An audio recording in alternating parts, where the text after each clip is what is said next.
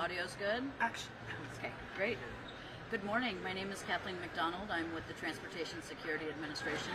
I'm joined by Amy Joyce today with the DMV. It's good to be with you all. I'm here today to talk about the beginning of Real ID and its enforcement, which begins on May 7th, 2025. You might have heard a lot of talk about Real ID, but just what is Real ID anyway? Well, Congress passed the Real ID Act in 2005. Congress passed the Real ID Act in 2005, and it was based off recommendations from the 9/11 Commission. The act established minimum security standards for state-issued driver's licenses and ID cards. The Real ID Act also prohibits federal agencies, including the TSA, from accepting a driver's license or ID cards that do not meet those minimum security standards. In a nutshell, when you use a driver's license that meets the Real ID, it will be proof that you are who you say you are. Real ID is intended to improve the reliability of a driver's license and identification cards while inhibiting the ability of those who want to defraud the system from being able to do so. So what is expected to change on May 7th, 2025 when Real ID requirements are enforced at the federal level? Travelers who are 18 years and older, who are Oregon residents and want to use their driver's license to verify their identity here at PDX or anywhere in the country will need to show an Oregon Real ID credential to the TSA officer at the checkpoint. However, I do want to stress that TSA accepts multiple forms of identification beyond the driver's license to include a passport or passport card, an active duty military credential also known as a CAC card, the DHS Trusted Traveler credential such as Global Entry or Nexus, a lawful permanent resident or border crossing card, a foreign government-issued passport, and other types of ID. We at TSA know that the majority of travelers use their driver's license to verify their identity when they fly commercial. Once enforcement begins, travelers who do not have a Real ID compliant state-issued credential or other form of acceptable ID can expect delays when they arrive at the TSA security checkpoint. The length of that delay is really determined based on the number of other travelers who don't have a Real ID compliant credential or other form of acceptable government ID. Passengers can avoid delay in their travel by ensuring their identification is Real ID compliant or being prepared to present another form of acceptable ID. Even if you don't have travel plans now, your plans could change. So now is the time to plan what type of photo ID that you're going to use when you travel. TSA has had signs posted at airports nationwide to inform the traveling public of the Real ID requirements. We have been engaging travelers one-on-one, encouraging them to act now.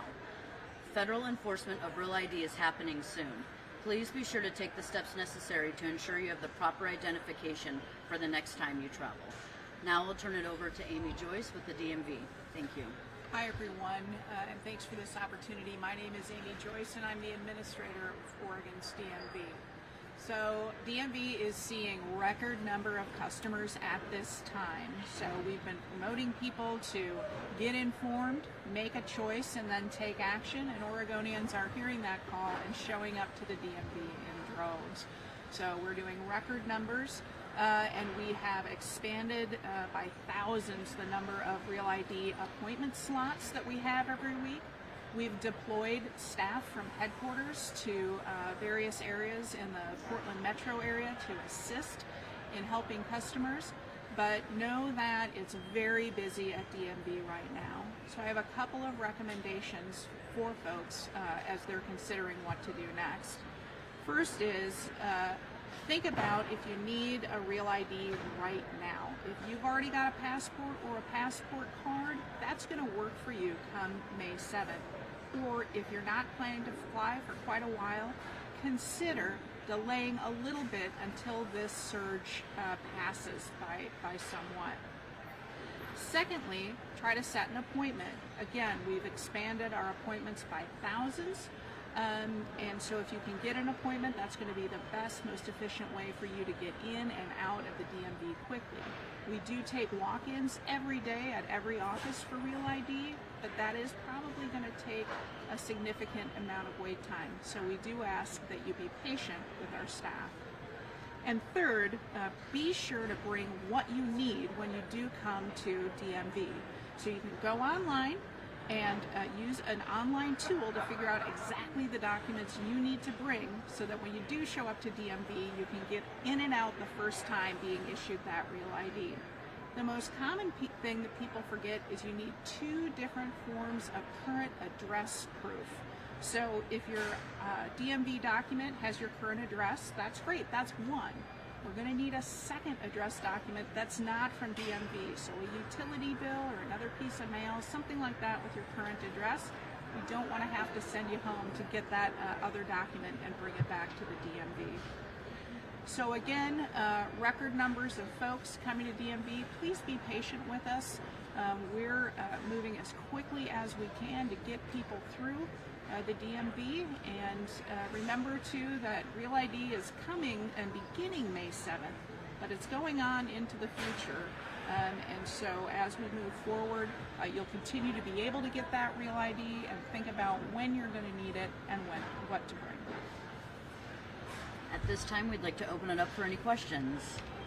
So on May 7th, you can still travel with the driver's license, but you might have to go through some type of other checkpoint or something to that effect. Yeah, the question is, beginning May 7th, you will still be able to travel with another form of ID that's not Real ID compliant, but you may experience additional delays. So yes, the answer to that is, if you're traveling without a Real ID excuse me, let me restate that.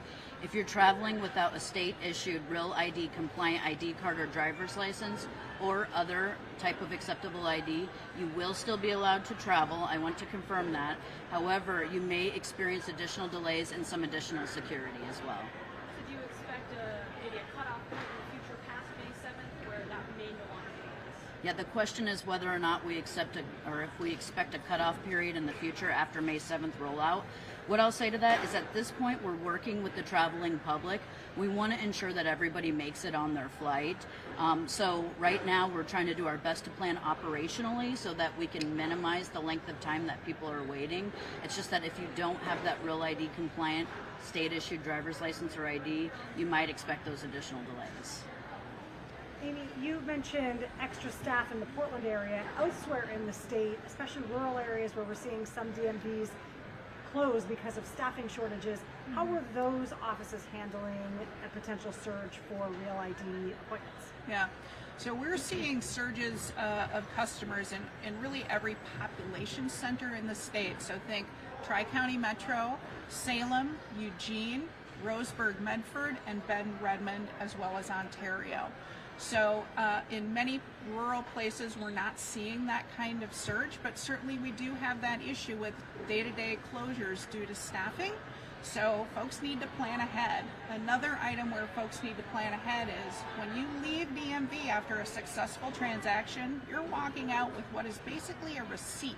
That plastic card is going to show up in the mail 2 to 3 weeks later, and that's what you're going to need to get on the plane. My understanding is TSA is not going to accept that paper card, so you do have to plan ahead. Please don't come to us the day before your flight thinking you're going to buck out with that plastic. That's not how it works. Just to clarify, people have asked, you got to go into the DMV to get your Real ID. You can't do it in a kiosk. That's just for registering your car, right? Yeah. And you can't do it online.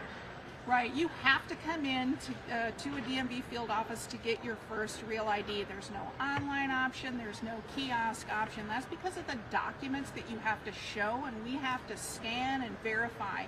Once you have a Real ID, eventually you'll be able to renew that online, but that's not where anybody is right now, so you have to come into the DMV field office. So when you come in to the DMV, you can choose to get a Real ID or you can choose to get a license that's not a Real ID. Will you ever see that license phased out and just go straight to Real ID as the option for Oregonians? It is an option for Oregonians, and when the legislature passed that Real ID law, it was important to them that Oregonians have a choice. So it's state law right now that we offer both, and I don't see that changing, but certainly that's why we say, get informed, make that choice, and then take action.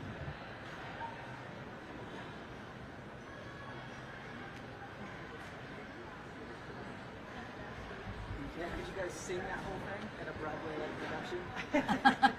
I have an interpretive dance if you wanted to see it. So yeah, he leans in to get the show.